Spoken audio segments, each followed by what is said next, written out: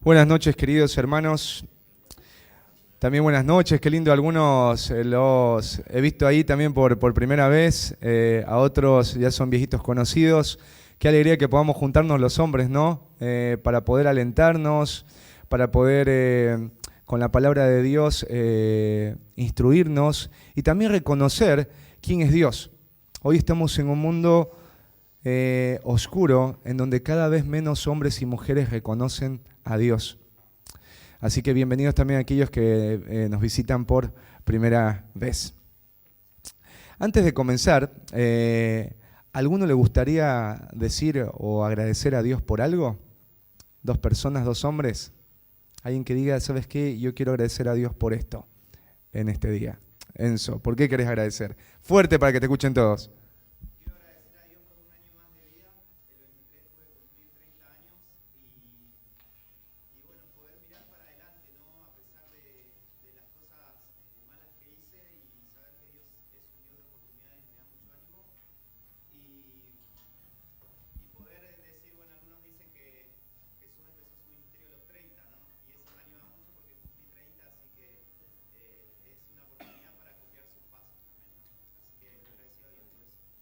Qué bueno, ahí Enzo, Dios te regala un año más de vida, ¿no?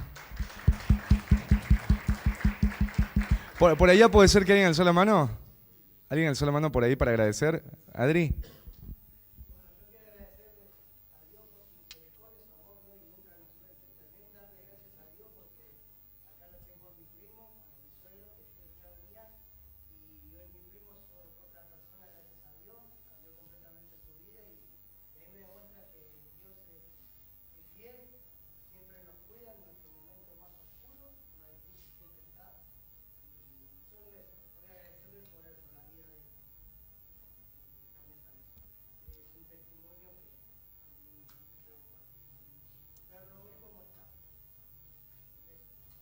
Qué bueno, Adri, no ver ahí un aplauso también.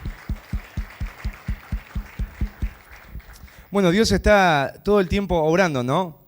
Yo quiero hoy hacerte algunas preguntas para que vayas pensando. ¿Qué crees que el mundo necesita para experimentar un verdadero cambio? Ponete a pensar en cómo está el mundo, mirá el mundo y pensá en esto. ¿Qué crees que debería suceder en el mundo para que el mundo experimente un cambio? Ponete a pensar un poco.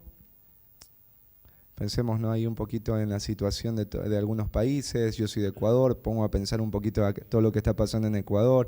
Ahí Lilo, me imagino, Venezuela también, todo lo que está pasando.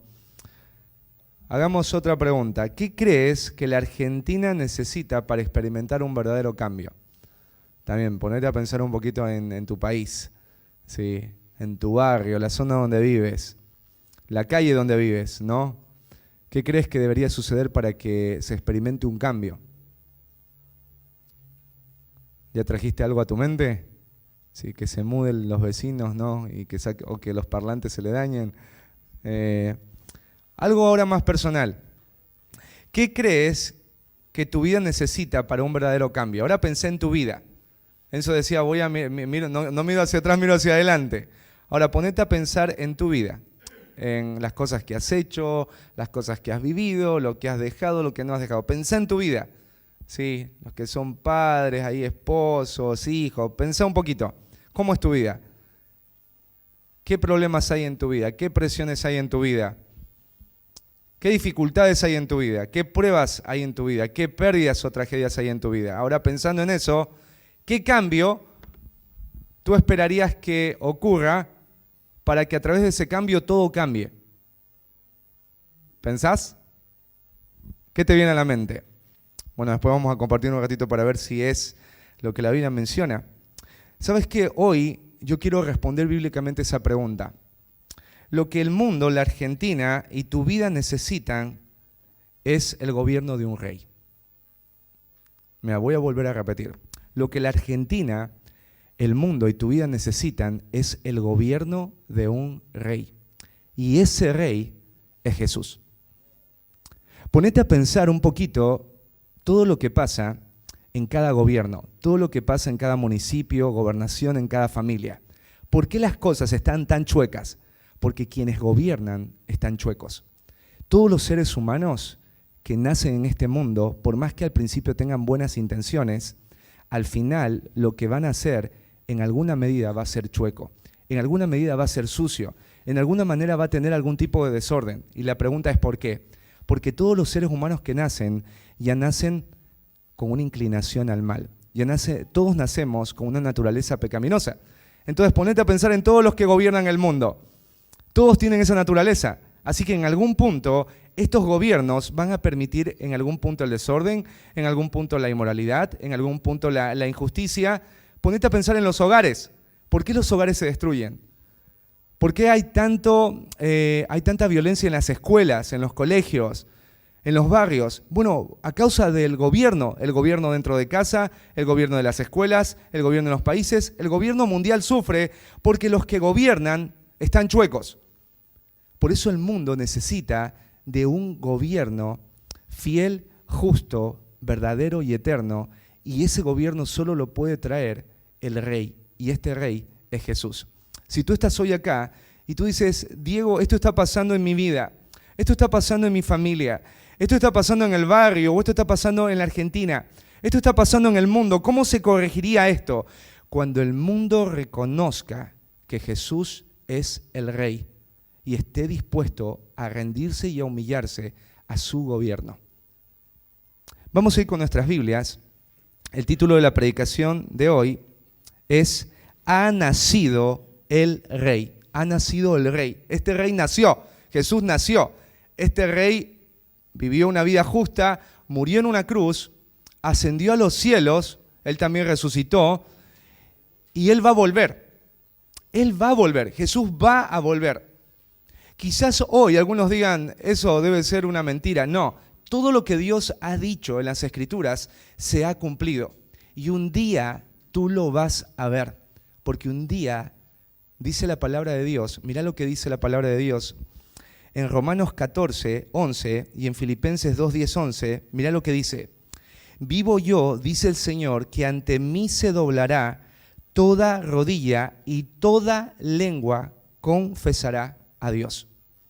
Ahí en Filipenses dice, para que en el nombre de Jesús se doble toda rodilla de los que están, mirá, en los cielos y en la tierra y debajo de la tierra, y toda lengua confiese que Jesucristo es el Señor, para gloria de Dios Padre. Si tú hoy no te arrodillas, un día te arrodillarás. Si tú no quieres confesar a Jesús como el Señor y el Rey, un día lo vas a confesar. Dice la Biblia que toda lengua, no importa el idioma, un día cada ser humano que ha existido y que existe en la faz de la tierra y en la historia, declararán la verdad de que Jesús es el Rey. Así que vamos con nuestras Biblias ahí al Evangelio según San Mateo. Alguien siempre preguntó por qué tenemos 4 evangelios. Bueno, porque los 4 evangelios hablan de Jesús, pero cada uno va a mencionar una perspectiva diferente en cuanto a Cristo, su identidad. El libro de Mateo es un libro que tiene un propósito. Fue escrito a judíos y la meta del escritor es defender la verdad de que Cristo es el Rey prometido del Antiguo Testamento. Entonces lo que va a hacer el autor de Mateo es defender esta posición a través del Antiguo Testamento. Por eso cuando tú lees el Evangelio de Mateo dice como está escrito, escrito está.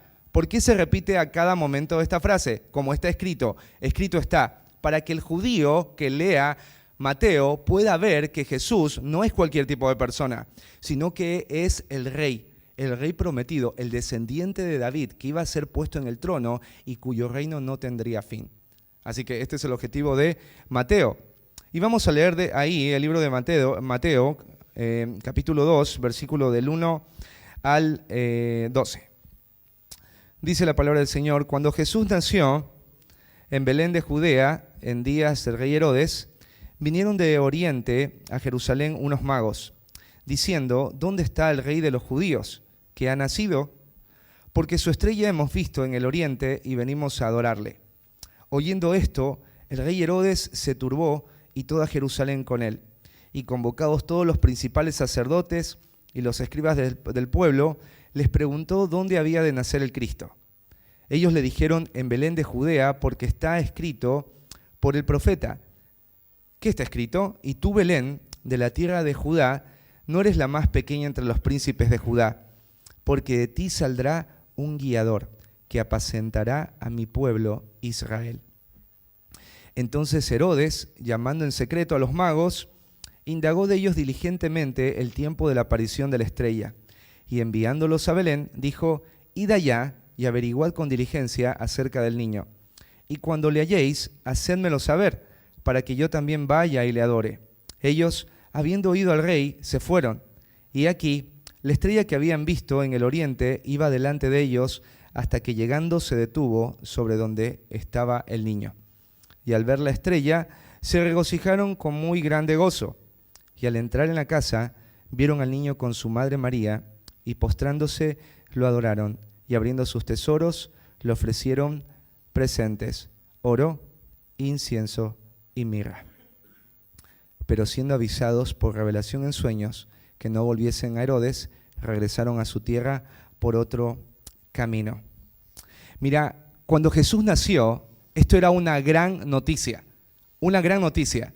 Desde los tiempos de Eva, Dios había ya manifestado que un día de la simiente de la mujer se levantaría alguien diferente a cualquier hombre. Este hombre traería algo que la humanidad espera con ansias, y es que este descendiente de María acabe con la maldición que trajo el pecado. Y ahí en Génesis dice que él le va a dar una herida, él va a hacer una herida mortal a la serpiente. Él va a acabar con la maldición. Y nosotros ahí vemos, ¿no es cierto?, el Evangelio, porque nosotros sabemos quién es este descendiente, quién es esta simiente, y es Jesús. Y Jesús vino ¿a qué? Jesús vino a establecer su reino.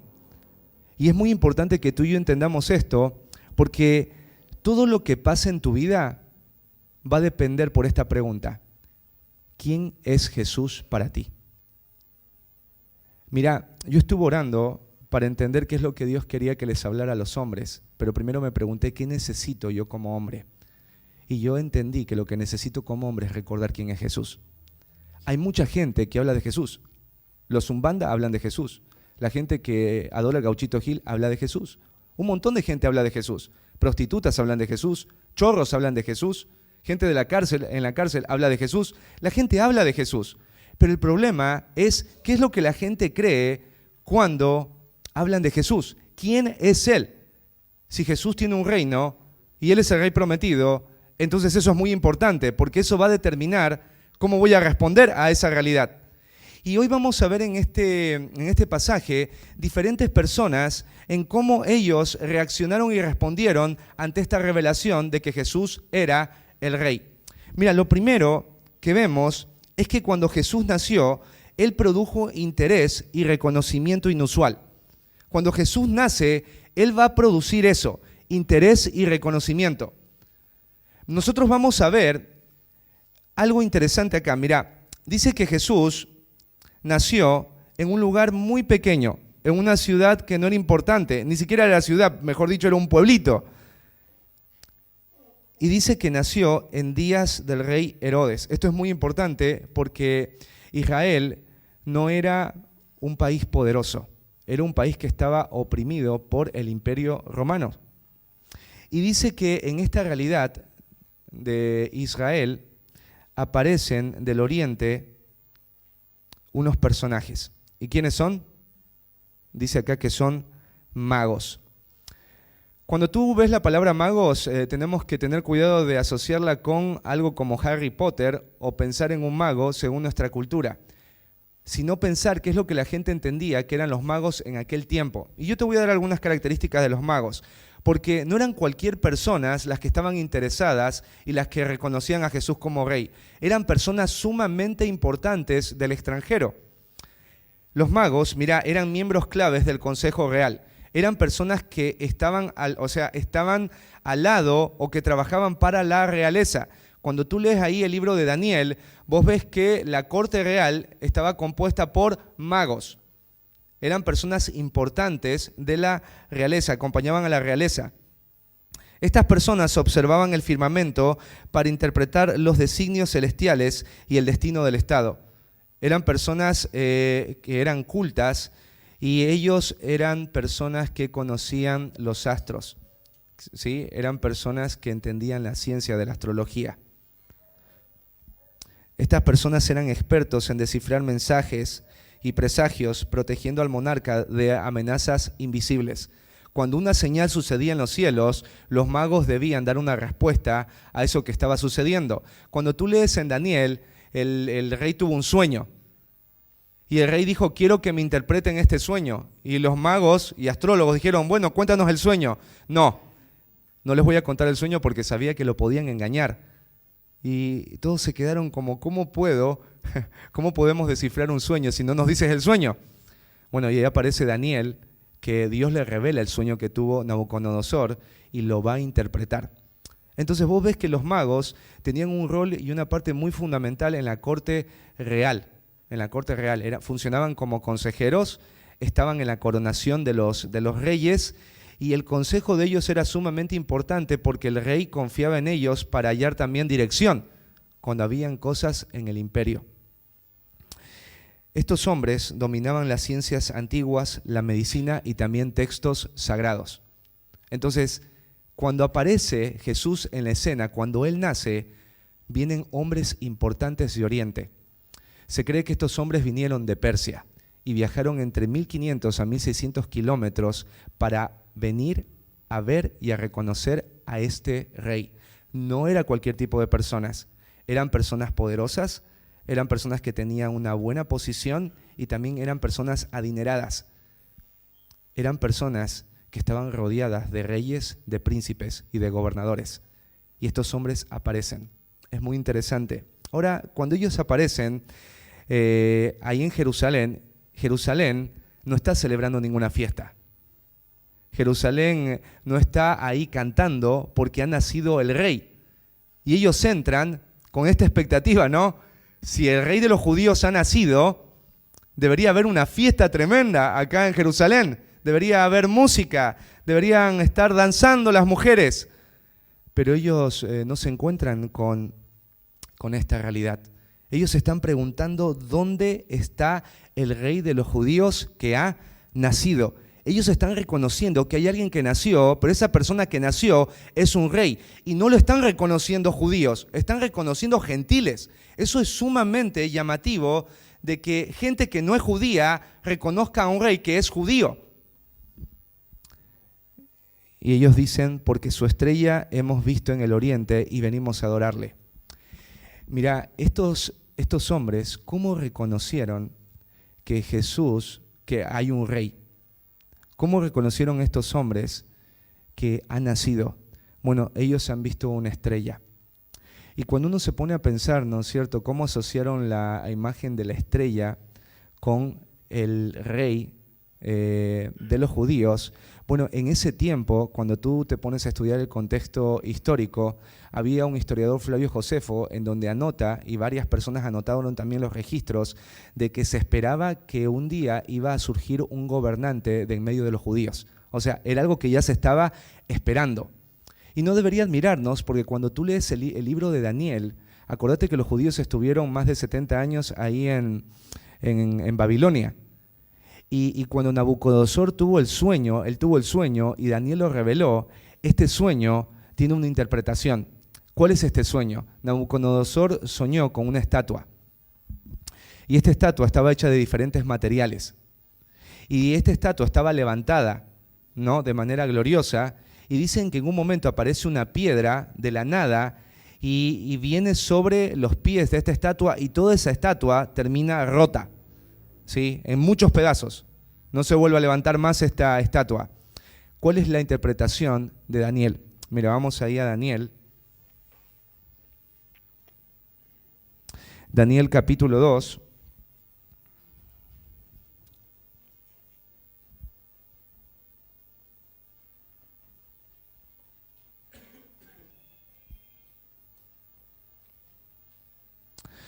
Versículo 44 al 45. Mira, esta es la interpretación de Daniel.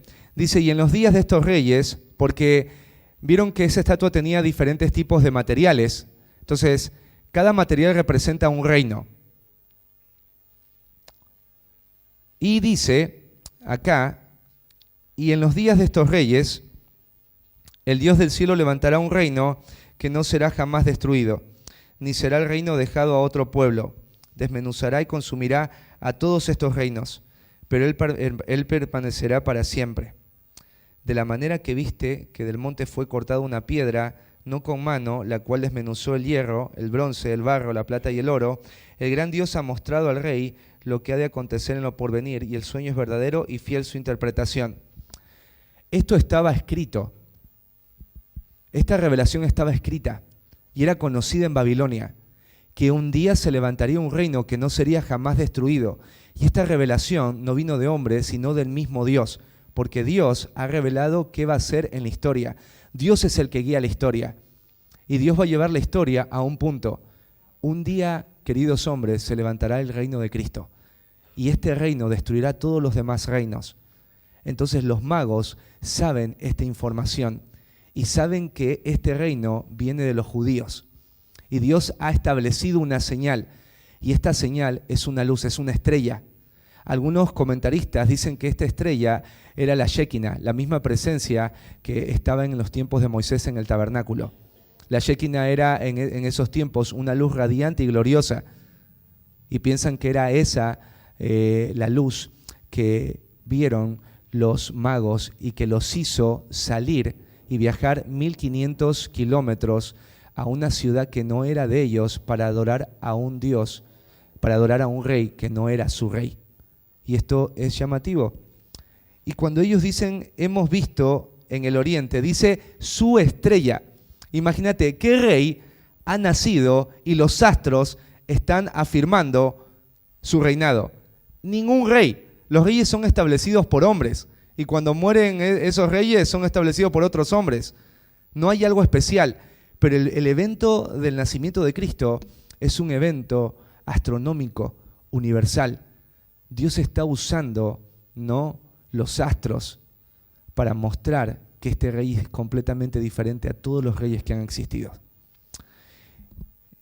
Y dice acá los magos, y nosotros venimos a hacer algo, venimos a adorarle. Esto es interesante, porque si tú estás buscando a alguien, la pregunta es ¿para qué le buscas? ¿Sí o no? Estos hombres están buscando a Jesús. Ellos todavía no tienen la revelación de cómo se llama, pero están buscando a Jesús. Nosotros sabemos que están buscando a Jesús. Ellos lo reconocen y reconocen a este niño que nació como ¿quién? Como un rey. No dicen un gobernador más, hablan de un rey absoluto, de un rey por encima de otros reyes. Y dicen, nosotros queremos hacer algo, estamos buscándole, porque queremos una sola cosa. Nosotros queremos adorarle, queremos inclinarnos y postrarnos delante de Él. Te hago una pregunta, ¿por qué gente tan importante, tan poderosa, tan inteligente, está ahí buscando a un pequeño niño de una nación que no es poderosa de esa manera? Porque estos magos están convencidos que este es el rey que gobernará el mundo.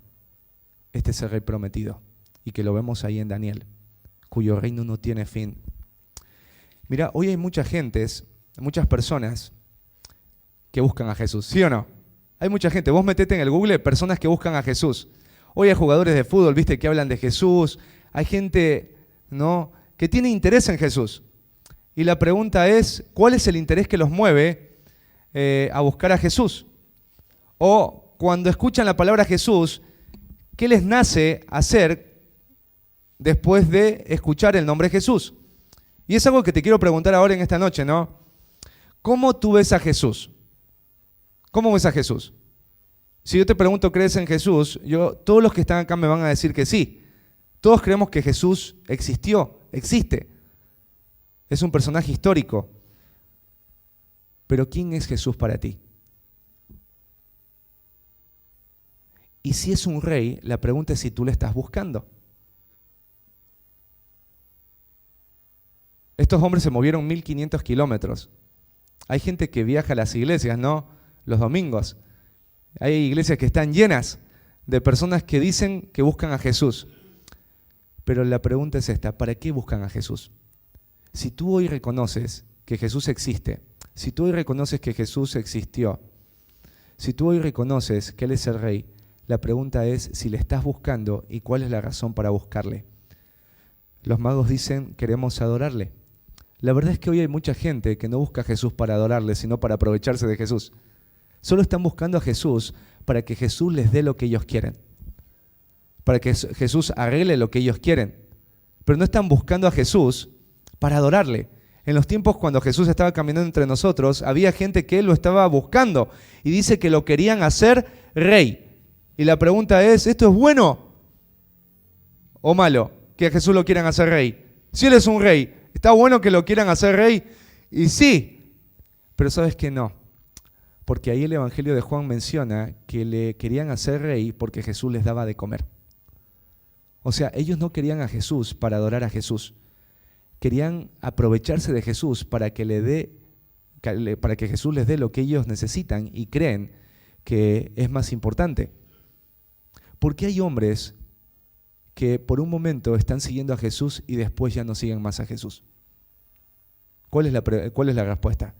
Porque Jesús no les da lo que ellos quieren. Jesús es digno de adoración, pero cuando tú no estás buscando a Jesús para adorarle, en algún momento te vas a ir, en algún momento te vas a cansar. Y eso es importante que tú tengas en cuenta, porque hay muchos hombres saliendo de las iglesias y entrando de las iglesias. ¿Por qué? Porque no están buscando a Jesús para adorarle. Buscan a Jesús para que Jesús haga lo que ellos quieren. Y cuando Jesús les da lo que quieren, se van y siguen viviendo sus vidas. Lo que los mueve no es la adoración. Mira, lo segundo, el nacimiento de Jesús produjo reconocimiento e interés, ¿no?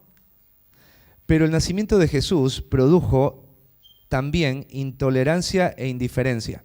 Mira, vamos ahí a Mateo, capítulo 2.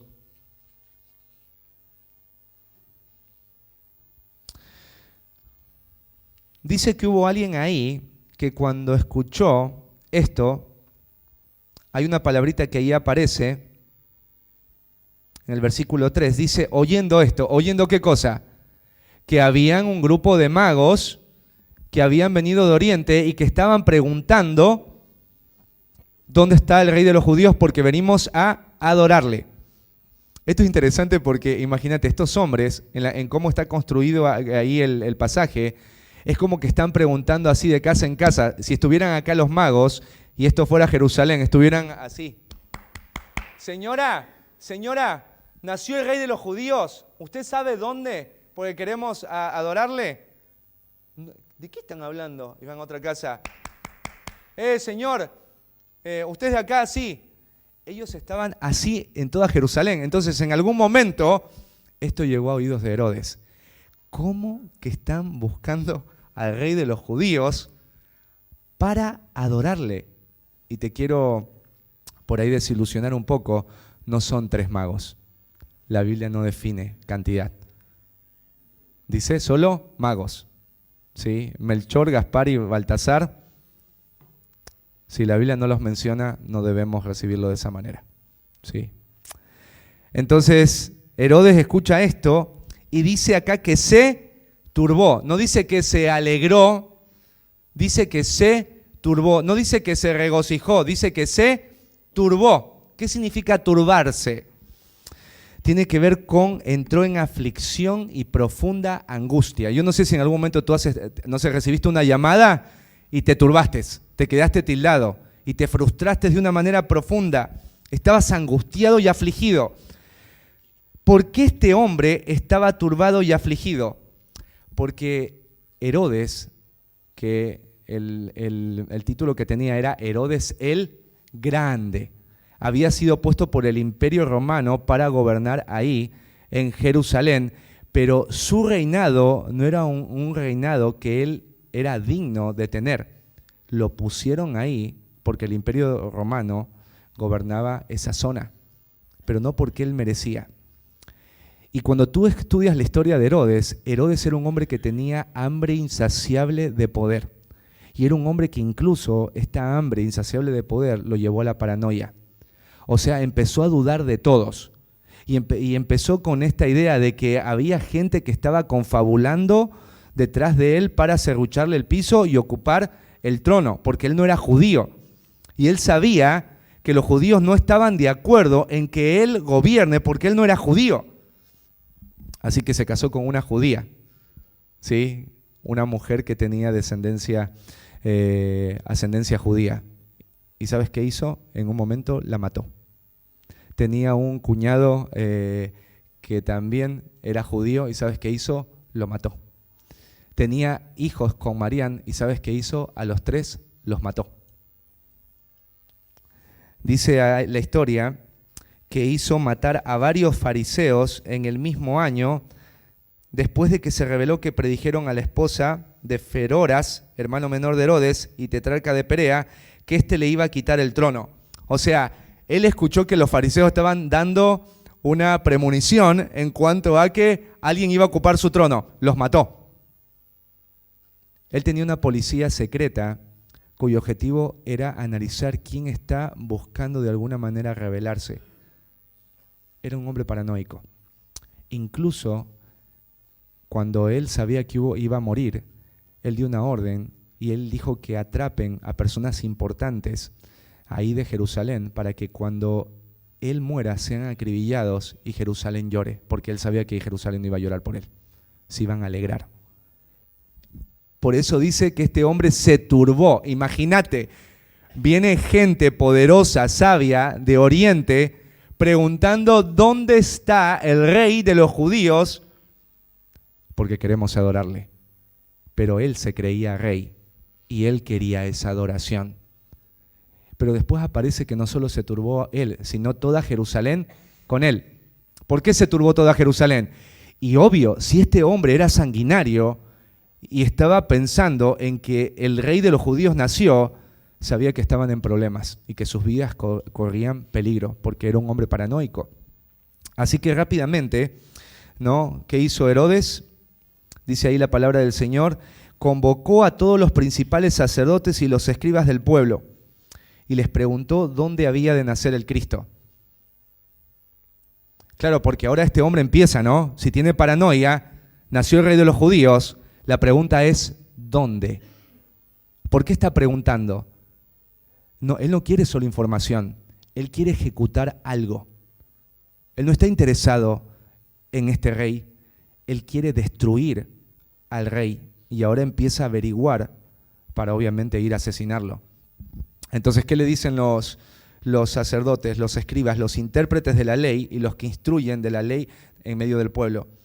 Dice, bueno, en el versículo 5, en Belén de Judea, porque así está escrito por el profeta. Jesús debía nacer en un lugar específico. Y ahí el profeta que dice, y tú Belén de la tierra de Judá, no eres la más pequeña entre los príncipes de Judá. Es la más pequeña geográficamente hablando, es la más débil, pobre, pero de ahí de esa ciudad iba a nacer el Rey eterno. Así que, ¿qué hizo Herodes? Bueno, empezó a averiguar. Y yo quiero plantarme un poquito para analizar esto contigo y también hacerte preguntas. ¿Por qué Herodes se turbó? ¿Por qué Herodes estaba afligido en gran manera? La respuesta es esta. Porque él sabía que Jesús era un atentado para su dominio, para su gobierno. Y él no iba a permitirlo. Sabes, hoy hay muchos hombres, y quizás tú seas uno de ellos, que cuando escuchas la palabra Jesús o el nombre Jesús, a ti te produce lo mismo que Herodes. Te turbas, te afliges. ¿Sabes por qué? Porque si tú sabes que Él es el Rey, vos sabes que tienes que someterte. Y eso significa que tú debes dejar de manejar tu vida como a ti te gusta. ¿Por qué crees que los hombres no quieren saber de Jesús? ¿Nunca te has hecho esa pregunta? ¿Por qué hombres que se los llama a venir a Jesús dicen, no, mañana, tengo que pensarlo? ¿Por qué no quieren saber de Jesús? ¿Por qué hay hombres que se meten a hacer tantas cosas que son tontas, ¿no es cierto?, vanas y peligrosas, y no quieren intentar con Jesús? ¿Viste? Intentan con todo, con la macumbería, espiritismo, Gauchito Gil, San Lamo, intentan con todo. Pero cuando les dicen Jesús, es como que, ¿viste cuando las cucarachas, ¿no es cierto?, están en medio de la oscuridad y prendés la luz, salen corriendo? Porque hay hombres que huyen como cucarachas cuando escuchan Jesús es el Rey, ven a Él. Porque todos esos hombres saben que reconocer a Cristo como Rey significa someterse a su reino, significa dejar de gobernar sus vidas. Y los hombres no quieren dejar de gobernar sus vidas. Quieren ser ellos los señores, quieren ser ellos los reyes. Y saben que si Cristo gobierna su vida, es una amenaza para ellos. ¿Sabes que ahí en el Evangelio de Juan dice que la luz vino al mundo y los hombres, dice que no vinieron a la luz? ¿Por qué no vieron a la luz? No dice la Biblia porque le faltó evidencias. La Biblia no dice porque ellos no crecieron en un ambiente espiritual. No, dice porque amaron más las tinieblas que la luz. Cuando Cristo aparece en la escena de un hombre, Cristo te llama a abandonar la oscuridad de tu vida. Te llama a abandonar hábitos, te llama a abandonar personas, te llama a abandonar cosas, te llama a abandonar tu vida pecaminosa y oscura. Eso es lo que pasa. Pero hay hombres que aman tanto la oscuridad, o sea, que han perdido tantas cosas en su vida y están tan aferrados a la oscuridad que cuando este rey aparece y quiere liberarlos y darles un futuro y una esperanza, ellos le dicen no a este rey. ¿Por qué? Porque aman más la oscuridad y no quieren doblegarse a este rey que les llama hacia la luz.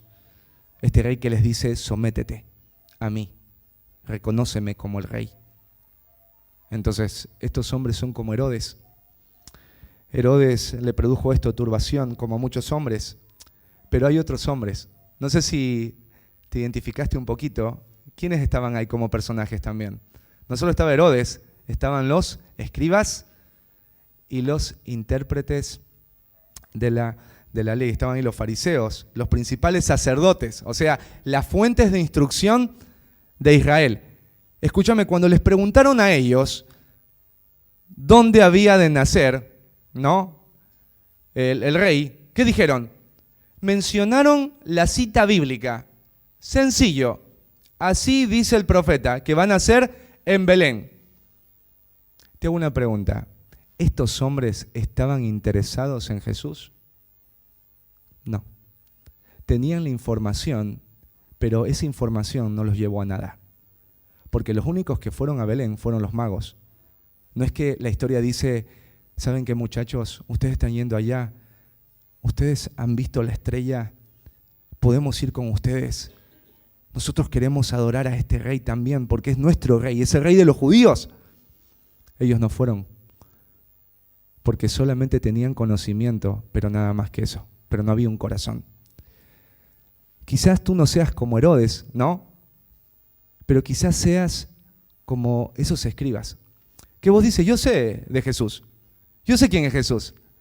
Y puedes mencionar versículos que hablan de Jesús, ¿no?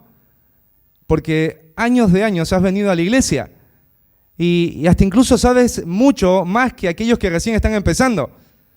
Y si yo te digo, dime, ¿no es cierto?, características de Jesús y me das muchas características de Jesús. Y si yo te digo, decime los milagros de Jesús y me los decís todos. Y te digo, ¿qué dice Juan 3:16? De tal manera amó Dios al mundo. Pero esta información te ha llevado a buscar a Jesús como rey.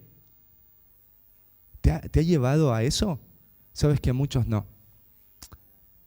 Solo saben la información del rey, pero sus vidas no son gobernadas por ese rey. Tienen al rey en sus mentes, pero sus corazones no se doblegan a ese rey. Son indiferentes. Y por último, mira, ¿qué más produjo el rey? Produjo, para ir recordando, ¿no?, interés y reconocimiento. Produjo intolerancia e indiferencia. pero produjo reverencia y honor. Después de que llegaron, ¿no?, los magos, ellos van a tener una charla ahí con Herodes, una charla secreta. Mira ahí en el versículo 7, dice: entonces Herodes, llamando en secreto a los magos, indagó de ellos diligentemente el tiempo de la aparición de la estrella. O sea, ahora ya tenía, anda mirando la información, mira, este hombre es muy astuto. Este hombre sabe dónde Jesús nació. ¿Qué dato le falta? ¿Cuándo apareció la estrella? Tienen que hacer un cálculo, porque tiene que determinar qué edad tiene el niño. ¿Y qué va a hacer? ¿Averiguar a quién? A los magos. Y dice que indagó diligentemente. O sea, alguien que ve a Herodes diría: este hombre realmente le interesa a Jesús, realmente le interesa a este rey. No, el interés de él es acabar con ese rey. No hay un deseo de adoración. Y dice: y enviándolos a Belén, dijo: id allá y averiguad con diligencia acerca del niño. Y cuando le halléis, hacédmelo saber para que yo también vaya y le adore. Es mentira. Él no quiere adorarle. Quiere asesinarlo, porque es una amenaza a Jesús para su trono. Entonces, versículo 9, ellos, habiendo oído al rey, se fueron, y he aquí la estrella que había visto en el oriente iba delante de ellos, hasta que llegando se detuvo sobre donde estaba el niño. La estrella guió a los magos al lugar específico donde estaba el niño. Es interesante ver cómo cuando un hombre o hombres están interesados en buscar a Dios, Dios se revela a sus vidas. ¿Te das cuenta? Estos hombres no tenían toda la información que tenían los sacerdotes. Tenían poca información, pero tenían corazones sinceros y dispuestos. Y Dios se revela a ellos y les muestra dónde está el niño. Y dice que al ver la estrella se regocijaron con muy grande gozo. Es muy descriptivo. Ellos estaban profundamente alegres y contentos porque ahora, después de un largo viaje, ellos han logrado llegar a la meta, a encontrar al rey. Y dice: y al entrar en la casa, porque esta estrella se posó justo en el lugar en donde estaba el niño, y al ver la estrella, dice, y al entrar en la casa, vieron al niño con su madre María, y postrándose lo adoraron. Mira, es muy importante. Y postrándose los adoraron, no dice, lo adoraron, porque ahí el preeminente es el niño y no la mamá. Dice que ellos lo adoraron. Esta palabra adorar significa postrarse e inclinarse. Imagínate qué interesante. Imagínate que tú eres ahí vecino de María y de José, y ellos viven en una casa re humilde, y ves a un grupo de hombres que vienen así con ropas espléndidas, que vienen con cargas espléndidas, porque vienen con regalos, y están ahí golpeando esa puerta, ¿no?, donde viven José y María y ese niño. Y ellos vienen a adorar a ese niño. Como vecino, que debe haber llamado mucho la atención. Y ellos están ahí. Y mira qué interesante después. Ellos dicen que lo adoraron. O sea, se inclinan y se postran delante de este rey. ¿Y qué hacen? No solamente físicamente se inclinan y lo adoran, sino que dice acá que ellos, abriendo sus tesoros, le ofrecieron presentes: oro, incienso y mirra. Cuando ellos se encontraron, le ofrecieron tres cosas. Oro, que autores y comentaristas afirman que el oro habla de la divinidad de Cristo. No le regalás oro a cualquier persona.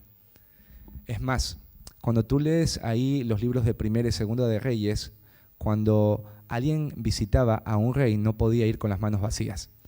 Tenía que ir con las manos llenas de cosas valiosas, porque el regalo determinaba la importancia, el valor y la preeminencia de la persona a la que le estabas regalando eso. Si le regalaban oro, hablaba de la preeminencia de Jesús. Él es el rey. Le regalan después incienso. Bueno, el incienso era usado para la adoración, ¿no? y la mirra era utilizado para embalsamar a los muertos.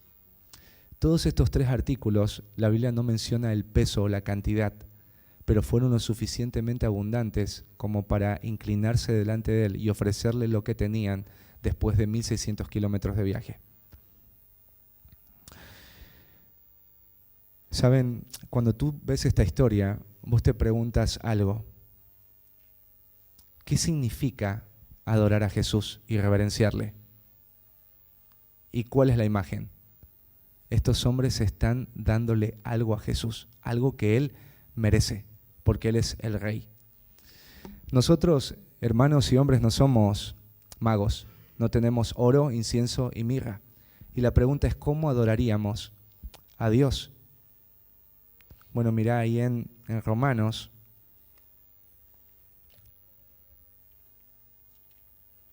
capítulo 12, versículo 1,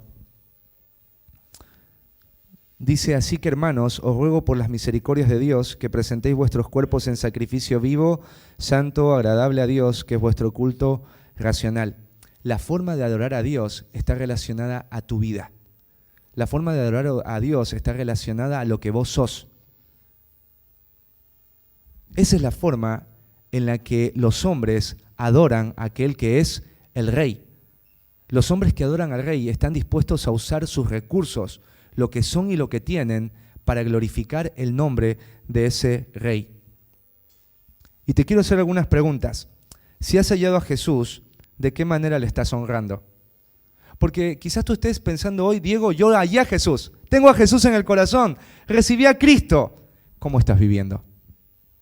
Porque hay muchos diciendo, yo un día me acuerdo fui a un barrio ahí en el 47 y había un hombre que dice: yo recibí a Cristo, y me hablaba cosas re lindas y hablé en lenguas, viste, he visto visiones. Y vino después el hijo, viste, con una cajetilla de cigarrillos y decía: hijo, como no, ahora no es el momento. Y el hijo le dice: pero pa, ¿uno quiere fumar ahora? Y ¿sabes qué? Este hombre era un hipócrita, porque este hombre tenía un vicio. Y yo le pregunté a él, la cajetilla que dice: fumar mata. ¿Por qué estás usando algo que mata si tú conoces a Jesús? Hay muchos hombres que dicen: no, yo recibí a Cristo, no, yo creo en Cristo desde chiquito, ¿sí? No, yo tengo temor de Dios. ¿Y por qué no usas tu vida para algo diferente?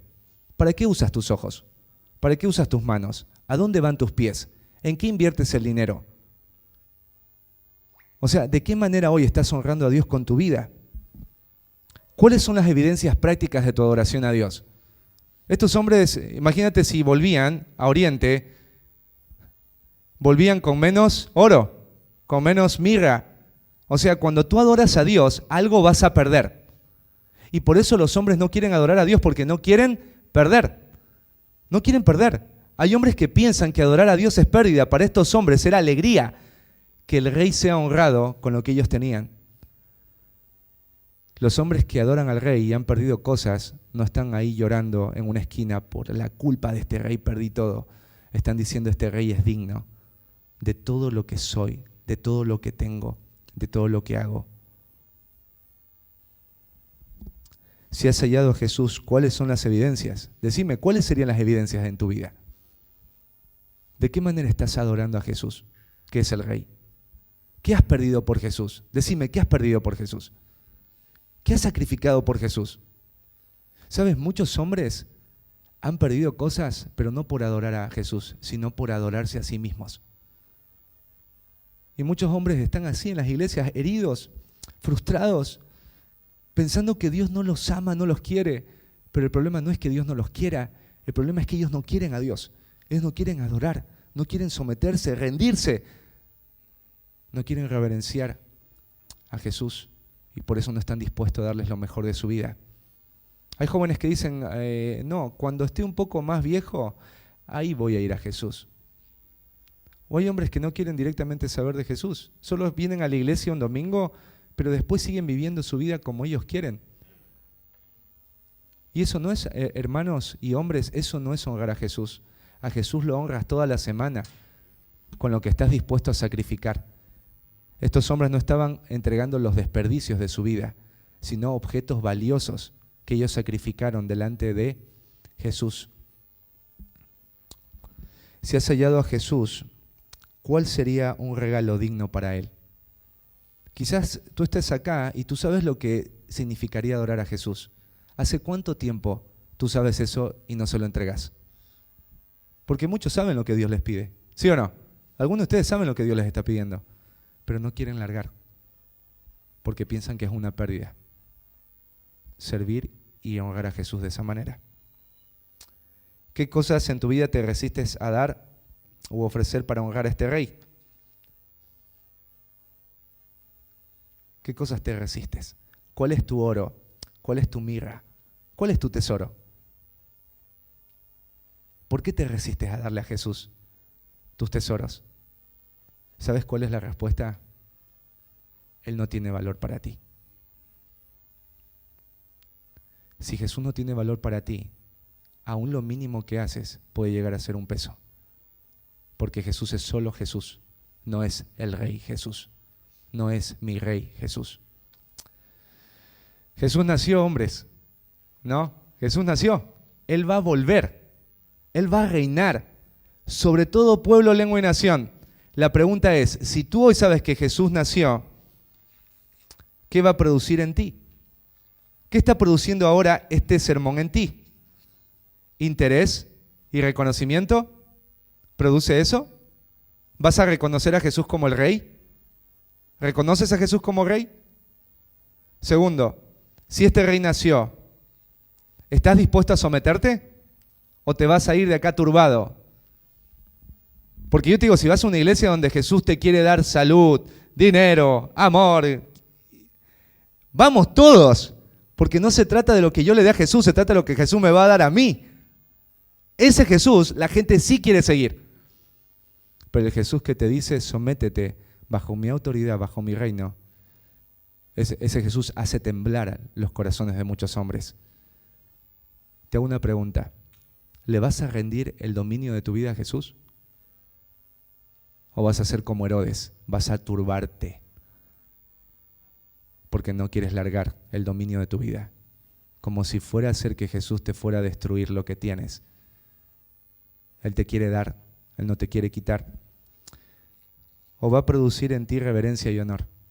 Quizás tú reconozcas a Jesús como Rey, pero no estés dispuesto a reverenciarle, ¿no? Y a rendirle honor. ¿Lo vas a hacer? ¿Cuánto tiempo más va a pasar? ¿Cuántos hombres más se tienen que levantar en esta iglesia para que te prediquen la verdad de que Jesús es lo que vos necesitas? Y si vos quieres a Jesús, tienes que reconocerle como Rey y Señor y humillarte ante su divina persona. Porque un día lo vas a hacer. ¿Sabes qué? Un día en la eternidad, los que están en el cielo se arrodillarán y se postrarán. Los que están en el infierno también. Si vos no querés doblar las rodillas acá y confesar, en el infierno lo vas a hacer. ¿Por qué pensar en el infierno? ¿Por qué no hacerlo ahora? ¿Por qué no hacerlo en el cielo? Jesús, Él dijo, el que a mí viene, yo no le echo fuera. Jesús dice ahí en Juan 3 que Él no vino a condenar al mundo, sino a salvar al mundo. Jesús no quiere condenar, Él quiere salvar. Pero va a llegar un momento en donde se cierre la puerta y ya no va a haber posibilidad. Y te vas a encontrar no con el Salvador, sino con el juez. Y no vas a poder huir, como huiste muchas veces. Te vas a enfrentar a la dura realidad de un juez que tiene que castigar el pecado. Y eso implica el infierno. Jesús murió en una cruz para salvarte del infierno, querido hombre. Y la Biblia dice, si confesamos que Él es el Señor y creyeres en tu corazón, ¿qué dice la Biblia? Que Dios le levantó a los muertos, serás salvo. Ven a Jesús, reconócelo como Rey, humíllate, saca la banderita, ríndete ante el gobierno de Jesús y reverénciale y hónrale con tu vida. Averigua cómo le fue a Herodes, cómo terminó Herodes. Mal. ¿Cómo terminaron los escribas y los sacerdotes? Mal. ¿Sabes? En la historia comentan que uno de los sumos sacerdotes que estuvo en el juicio de Cristo, cuando en la vejez, él reconoció a Jesús. Y dice que ese hombre empezó a golpearse en la pared, la cabeza contra la pared, porque había matado al Mesías. Todos terminaron mal. Pilato terminó mal.